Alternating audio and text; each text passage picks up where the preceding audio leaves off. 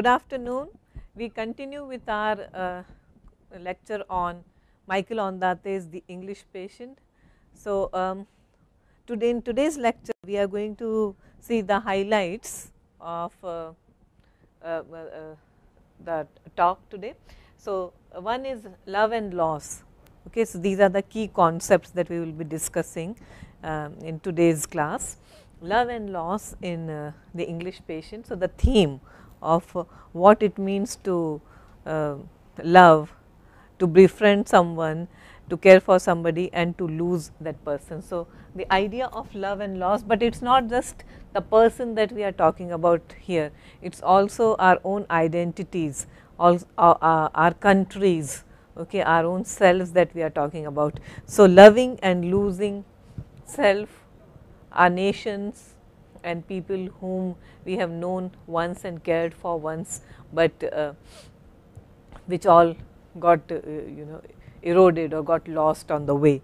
Identities, we have been talking about the theme of identity in the English Patient for quite a while, and identities is actually the most important theme of the English Patient, because all the characters, whether you remember the characters, all the characters, the principal characters of the English Patient, whether it is Kip or Almezi, Count Almezi, who is our hero, the English Patient, or Hannah. Okay, the major characters, they are the people who are in search of their identities, whose identities are extremely fluid. They belong everywhere and nowhere. That is the issue. Catherine and her husband, okay, they are English, and somehow they cannot cope with the world outside, and therefore they are the first to perish away. Assimilation, what it means to get assimilated in a troubled world, in a world where there are nationalities, languages, races of such diversity that we cannot even start counting. So, what does it mean to assimilate with people whom we have never encountered before? As the English Patient, as Count Almasi, he does so effortlessly. Of course, we have another major character when we talk about the English Patient, and that is Caravaggio, one of the most charismatic characters from the novel, the former thief, the master thief, who is an expert in stealing secrets and stealing materials during the Second World War from people. Count Almasi, who, if you remember, he is he's a geologist, he's an expert in map making, a cartographer. Okay. So, these are the people that we talk about, and their identities form the theme, the basic core of the basic theme of the English Patient. Journey, almost every character in the English Patient takes a journey or makes a journey. So, whether it is Kip, and Kip is a Sikh from Punjab in India. He goes first to Scotland, England. He learns the art of diffusing bombs during the Second World War. He is a young man, and during the course of the Second World War, he travels across Europe, he travels across continents, and ends up at the villa where the other characters are residing. So, how many of you remember the name of the villa where all these characters assemble? Villa San Girolamo. Okay, it is in Italy, Tuscany, Italy. Okay, so we are talking about journey. So, Kip takes a journey from India to San Girolamo. Count Almasi, he belongs to everywhere and nowhere. He is the original rootless man, and he starts well, his identity, that forms the basic theme of the English Patient. So, who is he? He is definitely not an Englishman. So, the English Patient is not English. Okay, Hannah, she is a Canadian nurse, and she starts from Canada, ends up in Europe, and now she is in Italy at Villa San Girolamo. Okay. Caravaggio is an international thief, a spy, um, and a person who can, make or break his way into anybody's house, anybody's. He can break lockers, he can steal documents, secrets, etc. And he too, while during the Second World War, he has been captured by the enemies, and as a punishment, they cut off both his thumbs. So he is the thumbless man. Okay, and after having lost his thumbs, now he cannot do what he is best at, that is stealing, that is his, that's his craft. So he has been punished in such a way that he cannot practice his craft anymore. So Caravaggio. Okay, so interesting characters, all of them. And of course, then the body as a theme. I mean, you look at everybody's body. Its body is something that Ondate is extremely interested in. So the English patient's body, what Count Almazy looks like before he is burnt. You remember this story?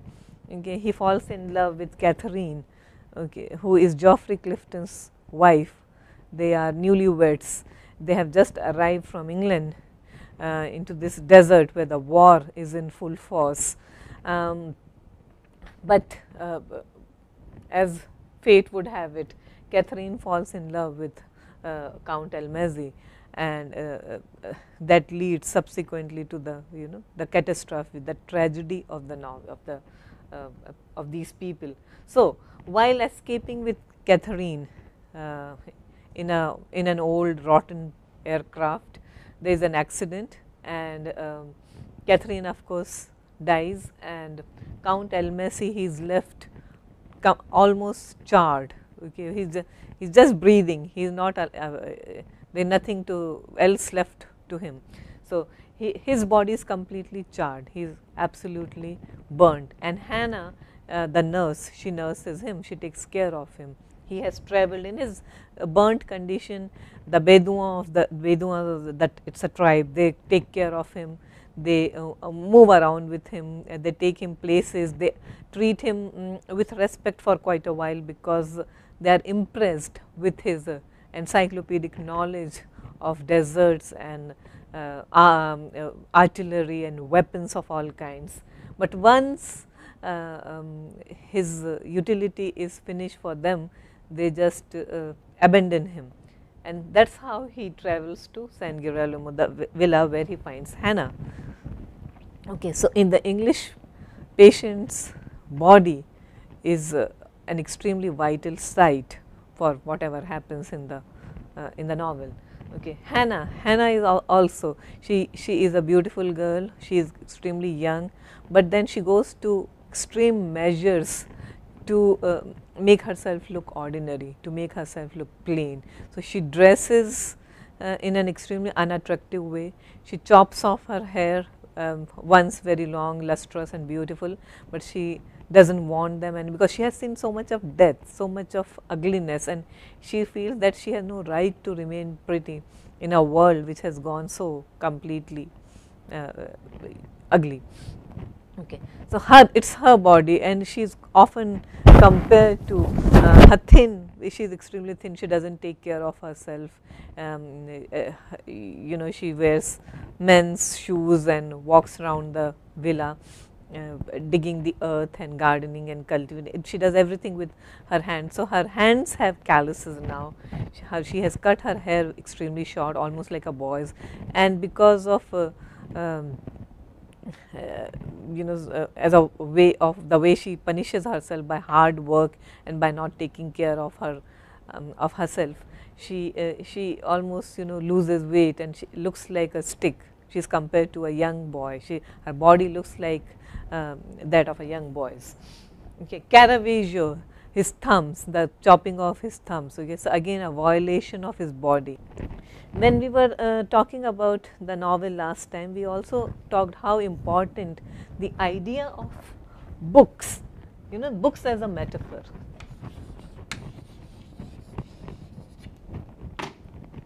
is implicit in the English patient. So, the art of reading, the act of reading, it recurs throughout the novel in various forms and capacities. So, Hannah in the beginning itself tries to connect with Almazy, who is almost dead. You remember, he is charred, he is totally burnt, he loses all his hair, there is nothing left to him. So, Hannah, just in order to keep him alive, she reads aloud to him, you know, almost the way a mother would do to a baby. Okay, and she does it so because she knows how much he loves reading. How do we know that? Because the only thing he could manage to save in that air crash, was his copy of Histories by Herodotus. You remember the things which were happening in the copy of his copy is all worn out, old, okay, but still he is extremely attached to his book. Okay, so he always keeps the Histories by Herodotus. That is the name of the book. Okay. So, this is a book that is extremely dear to him. He cherishes it, and whatever important has happened in his life, he has made notes in the copy of this book.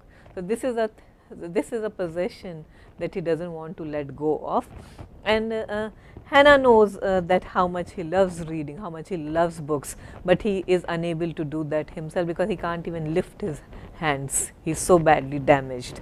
So, she spends long time nursing him and reading aloud to him. Vira San Girolamo is a huge place, okay, a damaged yet a fascinating place to live in, and it has it's a vast library with an immense collection of books. So, Hannah keeps reading taking books from that collection and reading aloud to him. So, I will read you the passage, which is given right at the beginning of the novel. I am on page 12. She opened the book. The pages were joined together in a stiff wave. She felt like Crusoe. So, who was Crusoe? The reference is to Robinson Crusoe, the iconic adventurer, Manfred, the man who got marooned on an island while sailing, and he spent several years on that island along with one faithful companion, Manfred. Okay, so, she felt like Crusoe finding a drowned book that had washed up and dried itself on the shore. And the title of the book is A Narrative of 1757. What happened in 1757? American War of Independence. Okay, so she reads that book aloud to him. Illustrated by N.C. Wyeth, as in all of the best books, there was the important page with the list of illustrations, a line of text for each of them. Michael Ondeate clearly loves books and book readings, and he lovingly in great details describes the features of the books that his characters read. So, at one point he tells us that how beautifully the book is illustrated, a book that details the American War of Independence, and it has all the it comes with the pictures, and the pictures come with captions and small textual quotations, and everything is lovingly described by Michael Ondeate. So, as in all of the best books, there was the important page with the list of illustrations, a line of text for each of them. So, each photograph has been described. She entered the story knowing she would emerge from it feeling she had been immersed in the lives of others, in plots that stretched back 20 years, her body full of sentences and moments, as if awaking from sleep with a heaviness caused by unremembered dreams. So, book reading now is compared to an act of adventure. Okay, you almost feel like almost feel akin with an adventurer like Robinson Crusoe, and she feels as if she is drowning in the world of that book. So, both Almazy and Hannah, they are such devoted readers of books. But it's not just these two characters, Catherine as well. Catherine reads voraciously too, and that's one of the reasons, and one of the first initial reason for attraction between Catherine and Almazy, because she reads voraciously, and we are also told that when Almazy falls in love with her, it's when she reads aloud a poem, when she recites a poem, and that's the point when he says that the voice was so haunting and beautiful that he couldn't take it anymore. He just walks away, and that's the point where he fell in love with a voice. Okay. So, in each of these instances of reading, the characters use books to reflect or illustrate their own lives and to connect to some another place or time. So, books are not just books. Books exist because they also act as a metaphor for the lives of these characters, and the characters can relate to whatever is happening to them, okay, through the plots and actions and characters which are present in these books. Okay. It is also Catherine's reading of the story from Herodotus. She reads the story of Gyges, where the emperor invites his friend to witness his wife, the queen's beauty in its naked glory. And when that happens, the queen is so angry that she orders the friend to murder her husband. So, this is something that happens parallel to the story, to our story as well. So, Michelangelo very cleverly weaves such narratives in his story, in the English Patient, which have a direct bearing on the plot of his novel. Okay. Books are also used to pass on secrets and codes during the war. Remember, this is the time when the Second World War is in progress, and there is a German spy who has memorized the entire text of Daphne du Maurier's Rebecca. Okay, Rebecca, if you remember, last night I dreamt I went to Mendeley again, that famously begins with this sentence. So, Rebecca is used as a code, okay, to transfer messages during the war. Okay. So, it's through such kind of interactions that we get to understand that how multidimensional all the characters in the English Patient are. At this point, I would like to give you one assignment. See, the English Patient makes references to a host of books. Okay. So, what I want you to do is pick any two works of literature. Perhaps you can look at Robinson Crusoe, or you can also look at Rudyard Kipling's Skim, which is so often mentioned and referred to in the book. So, perhaps you can look at some such examples and see how the lives of the characters in the English Patient, they reflect what is happening in the plot of these novels that Ondate refers to. I will give you some of the examples that are referred to here. One is Herodotus's histories, of course, then Robinson Crusoe. You also have Shakespeare's The Tempest and Stendhal's Parma, Herman Melville's Pierre, and James Fenimore Cooper's The Last of the Mohicans, Leo Tolstoy's Anna Karenina, and Daphne du Maurier's Rebecca, and of course, Rudyard Kipling's Skim. So, you should also pay attention to the mention, to the reference to Anna Karenina by Leo Tolstoy. After all, Anna Karenina also is a story of forbidden love. Okay.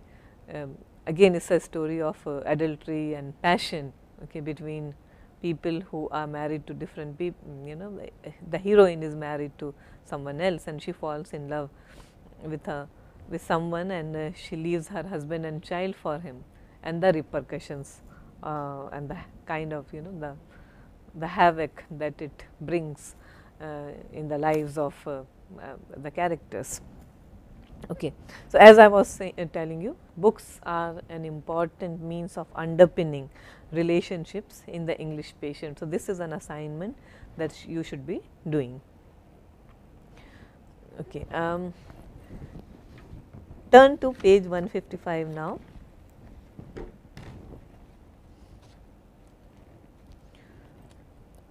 Okay. Yeah. He lies in his room surrounded by the pale maps. He is without Catherine. His hunger wishes to burn down all social rules, all courtesy. Her life with others no longer interests him. He wants only her stalking beauty, her theatre of expressions. He wants the minute and secret reflection between them, the depth of field minimal, their foreignness intimate, like 2 pages of a closed book. Now, when we talk about 2 pages of a closed book, what are we talking about? Not an open book like this, but closed book. So, he wants that kind of intimacy, nothing in between. Okay. 2 pages of a closed book, nothing could come closer, right?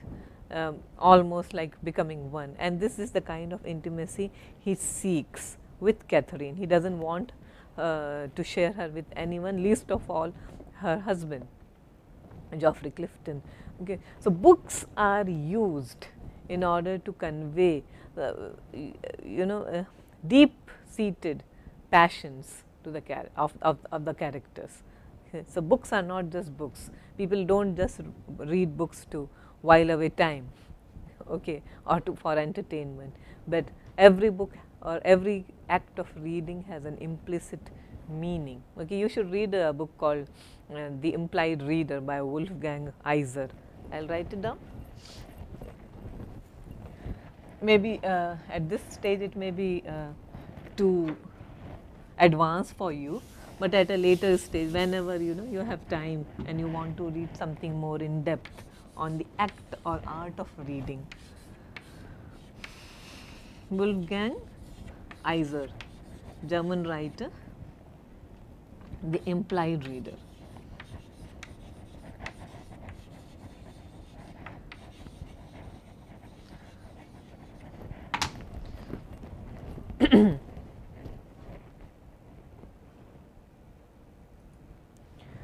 Okay, and then also you can look at the way Rudyard Kipling's Kim has been used, and it is also this is another instance of on that they carefully selecting and referring to a book which has some bearing on the lives of the characters in the novel.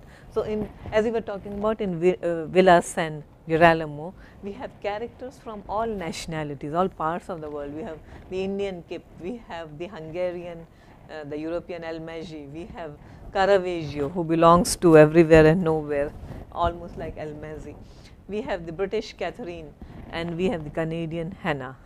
Okay, Hannah, another rootless person. So, we have Europeans, Asians, we have Canadians, all of them living together, coming together in in some kind of an old forgotten villa. Okay. So, it almost the villa becomes a microcosm of our globalized times or of our world, okay, with people of all races and ethnicities and linguistic backgrounds, they come together and try to make a life for themselves. So, in other words, the setting becomes a microcosm for the post-war society where races and cultures and languages intermingle, and the boundaries, the so-called boundaries, the boundaries which our hero Count Almagi knows so well, they dissolve. Okay, so, it is that kind of atmosphere. Okay. Another important reference to what it means to read books is made on page 94, where Count Almagi, he instructs young Hannah how to read Rudyard Kipling. As she is reading lines from Kim, he instructs her, "Read him slowly, dear girl. You must read Kipling slowly. Watch carefully where the commas fall, so you can discover the natural pauses. He is a writer who used pen and ink. He looked up from the page a lot, I believe, stared through his window and listened to birds, as most writers who are alone do. Some do not know the names of birds, though he did. Your eye is too quick and North American. Think about the speed of his pen. What an appalling, barnacled old first paragraph it is otherwise. Okay, so, reading for pleasure. Okay, this is perhaps Michael Ondate giving us tips on how to read. Okay, when you read literature, or maybe it's like Michael Ondate telling us how to read the English Patient. Okay, so read carefully, read slowly. Reading is a kind of a spiritual act, a spiritual experience which should elevate you. So, reading has to be done carefully, okay, with lot of joy and with lot of attention. Pay attention to the commas, to punctuations, to the cadences, the sounds of languages, the way sentences are constructed, the way words are chosen. Okay. All that constitutes the pleasure of reading. So, reading has to be given respect. Okay. It is a lesson for all of us, right, that reading should be done carefully, okay, and there is no reading which can compete with reading a hard copy of a book. So, that is what he talks about. Okay. So, that was the English Patient's first lesson about reading. He did not interrupt again. That is all he had to tell Hannah about the act of reading. If he happened to fall asleep, she would continue, never looking up until she herself was fatigued. If he had missed the last half hour of plot, just one room would be dark in a story he probably already knew. He was familiar with the map of the story. There was Benares to the east and Chaliawala in the north of the Punjab. Okay. All this occurred before the sapper entered their lives. Okay. She had turned from the ending of Kim with his delicate and holy sentences and now clean diction, and picked up that Patient's notebook, the book he had somehow managed to carry with him out of the fire. Which book are we talking about? Histories. The book is played open, almost twice its original thickness.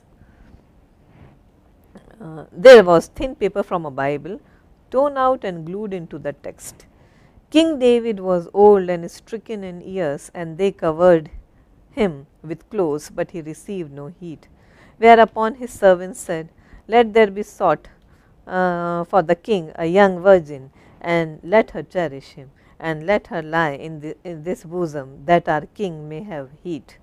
So they sought for a fair damsel throughout all the coasts of Israel, and found Abishag, Shunammite, and the damsel cherished the king and ministered to him, but the king knew her not. Okay. So, perhaps this could be a reference to the story of Hannah and Almasi. Okay, why not? Because here we are talking about a king who could very well be Almasi, who needs to be nurtured, to be cared for, and the young virgin, the damsel, could be Hannah. Okay. So, several stories running parallel to one another, okay, and every story, okay, having a bearing on our story of the English Patient, on the plot of the English Patient. And interestingly, when Kip arrives in this setting, he too arrives as if he is a character right out of Rudyard Kipling's fiction. He just arrives one day, one fine day, okay, and with his exotic presence. Coming back to the plot, I mean, we have been talking a lot about references to books, or books as a metaphor in the English Patient. So, the English Patient, as he lay there, almost waiting for his end, for his death in the villa, there is a tender love story, maybe not exactly a kind of love as we understand it, in its popular connotations, but there is some kind of an affection, that is a kind of a bond that starts developing between Hannah and the English patient. Okay, and both nurture each other, both uh, in a way add to each other's lives. Hannah, who is totally weather beaten, she is emotionally beaten, she is almost on the edge of collapsing.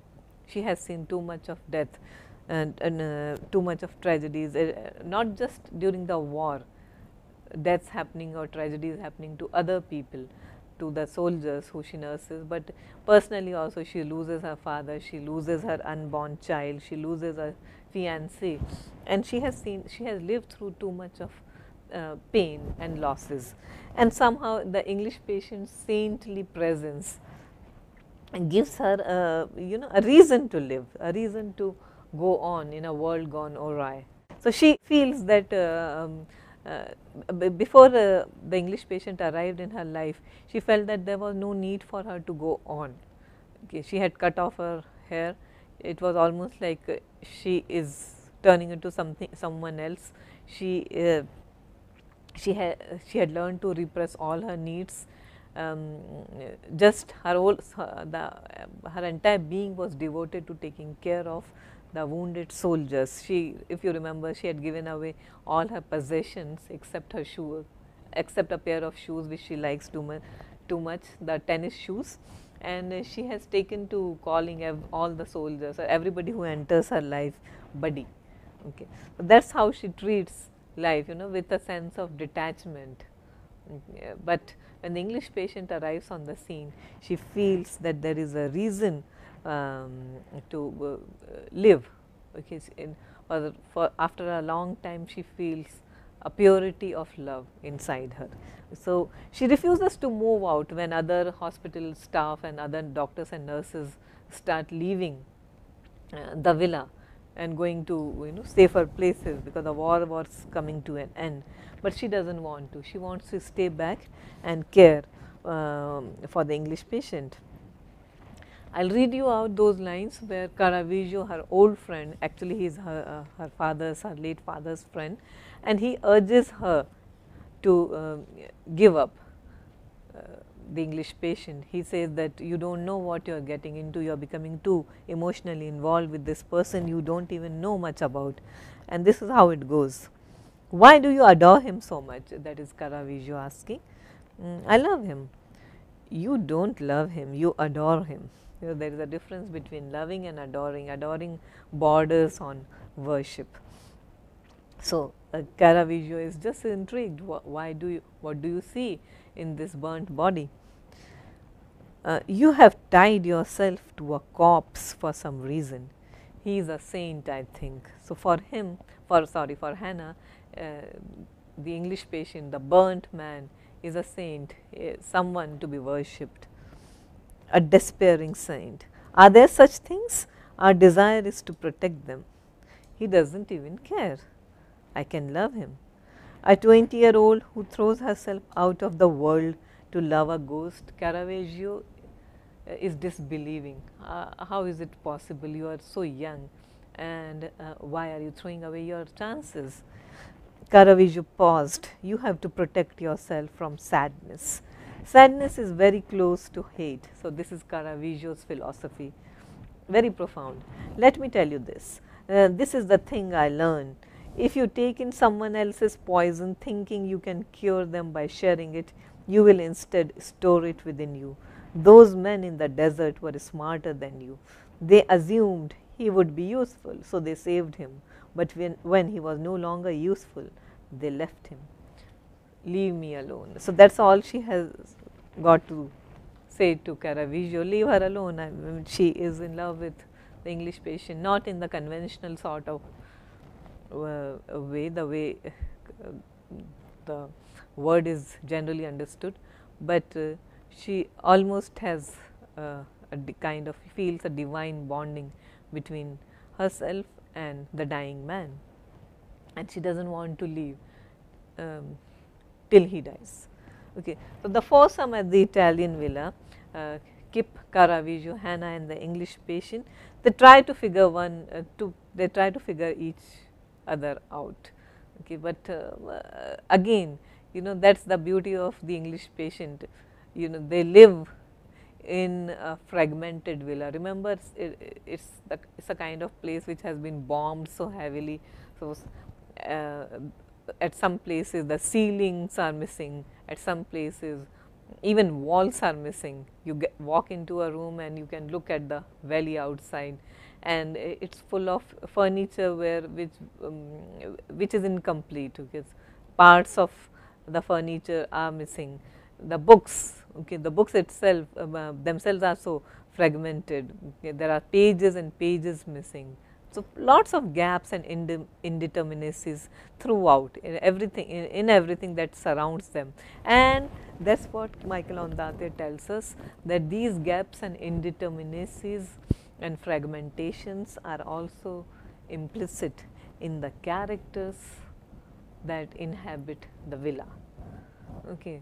So, the characters mirror the world outside. Okay. They have boundaries, they do not have boundaries. They would like to dissolve boundaries, they would like to make their identities more fluid, but is it possible in the world we live in? Okay. They are incomplete beings, they have their shortcomings and weaknesses.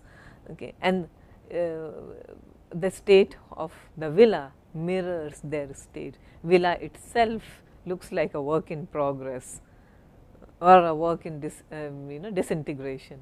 So, whatever way you want to look at it, it is there.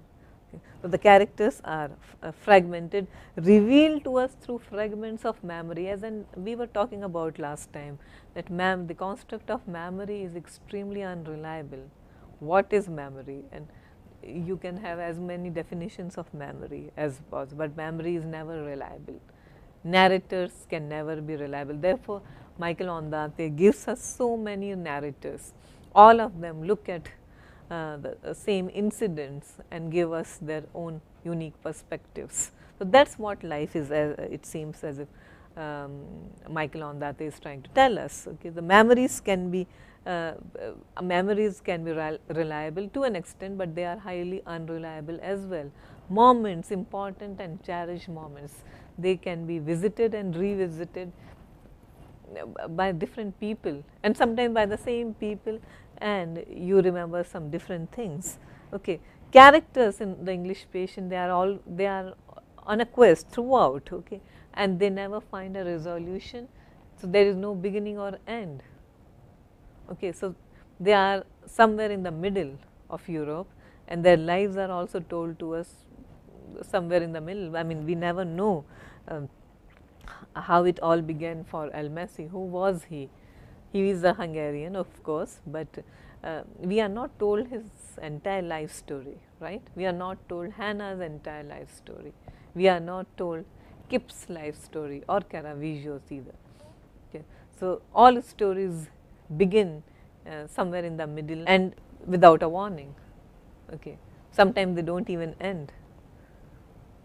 So, that is the structure of the novel, and that is this, and that is what Ondate is trying to tell us, that is what life actually is. The crumbling villa in a way also resembles the Garden of Eden, where everything is innocent. So, innocence and loss of innocence, is another theme which is extremely predominant in the English patient. So, at the same time, the crumbling structure, the bombed structure of the villa, it also symbolizes modernity's destructive influence on peoples and places and nature. Okay. But at the same time, when these very disparate characters, they come together, Ondate seems to suggest that even in this crazy world, even in this highly destructive world, there can be some hope through faith and love and a desire to assimilate.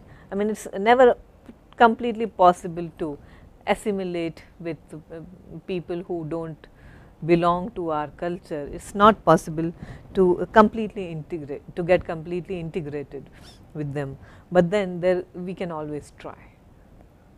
Okay, and coming together, this coming together of 4 different kinds of people from different languages and nations and cultures and identities and social background, that somehow gives us an impression that this is what the world should be. But let us come to Kip's character. We have been talking a lot about Catherine and Hannah and Almasi, but let us talk a little about Kip also. Now, Kip is a Sikh from the Punjab in India, and as I just told you that he is a soldier. He took part in the Second World War. He is a sapper. He is an expert in diffusing bombs, and he has learnt his skill from someone in Scotland and taken part in the war.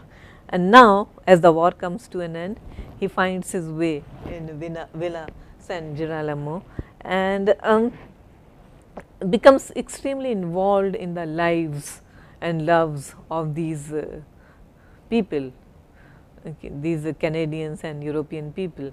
But initially he is quite an innocent even after the war, but when he realizes how the world how the war ends, and how did it end with the bombing of Nagasaki and Hiroshima in Japan. Okay, the Allied forces, they completely destroyed those 2 cities, and that is when Kip realizes that he does not really belong to this world. He does not really belong among this group of Western people, and this is the point where he feels that he should go and strive to carve his own identity for himself, so, an identity which he was willing to relinquish for a while, because he felt so welcomed among these people by Hannah and Caravaggio. He even falls in love with Hannah. Okay, perhaps this is his way of trying to assimilate with the so called other, and Hannah reciprocates, she falls in love with him as well. But this is something, this is a kind of love which can never be realized, and because perhaps on the other is trying to tell us that the cultural differences are so much and so deep that such kinds of relationships are not possible. Okay. So, after the following the atomic bomb disasters of Nagasaki and Hiroshima, Kip decides to leave the villa and re-enters Indian culture and life, and eventually we are told that he settles down with a wife with a happy face who laughs permanently, and this you can this is beautifully juxtaposed with Hannah, who has a serious face, an extremely serious face. She barely smiles, she has forgotten how to laugh. And he also cultivates a garden around his house, because somehow that idea of the original garden of Eden, garden symbolizing innocence and love and happiness, is contained here. So, he lives in his garden, she lives somewhere else, but the garden, whenever he looks out in his garden in India, he is always reminded of the gardens that Hannah cultivated in Villa San Girolamo. Okay. So, after Kip's departure, so this is also a story when we were talking about the key concepts. So, love, okay, Hannah and Kip fall in love, but then they soon realize that this is not going to be forever, and Kip leaves her. So, that is what she feels, that from now onwards I believe that the personal will forever be at war with the public. I will read you out these particular lines from, they are on page 290. She writes a letter to Clara, her friend. This is my first letter in years, Clara, and I am not used to the formality of them. I have spent the last few months living with 3 others, and our talk has been slow, casual. I am not used to talking in any way but that now. The year is 19 for what? For a second I forget, but I know the month and the day. One day after we heard the bombs were dropped in Japan. So it feels like the end of the world. From now on, I believe the personal will forever be at war with the public. If we can rationalize this, we can rationalize anything. Okay. So the what happens, the personal becoming becoming one with the political, personal becoming one with the public. So there is no disconnect between the two anymore. They will always impact each other. So this is the idea. Okay. So you cannot live a highly sanitized life thinking that what is happening around us wouldn't have any deep influence or impact on our lives as long as we are doing well. No, this is not possible. That is what Andatya says, that we have to learn to get involved. Otherwise, there will always be wars, there will always be tragedies and deaths around us. Okay. So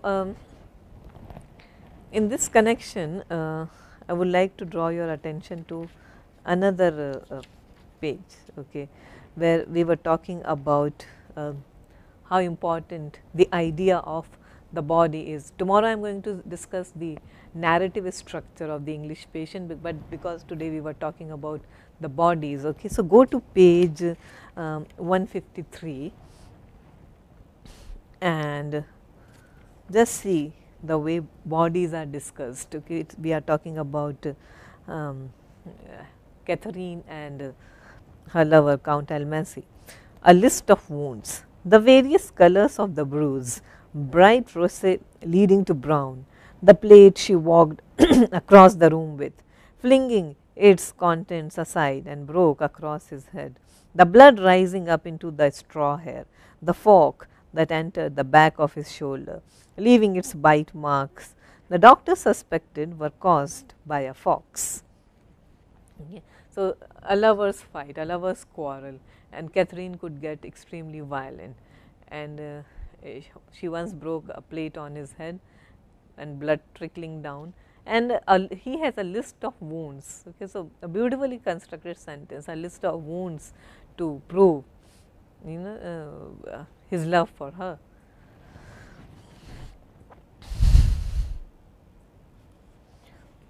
Another instance of the body, okay, it is on page 74, sorry, page 74, and Kip is described. He is the only one of them who has remained in uniform, immaculate, buckles shine, the sapper appears out of his tent, his turban symmetrically layered, the boots clean and banging into the wood or stone floors of the house. On a dime he turns from a problem he is working on and breaks into laughter. He seems unconsciously in love with his body, with his physicalness.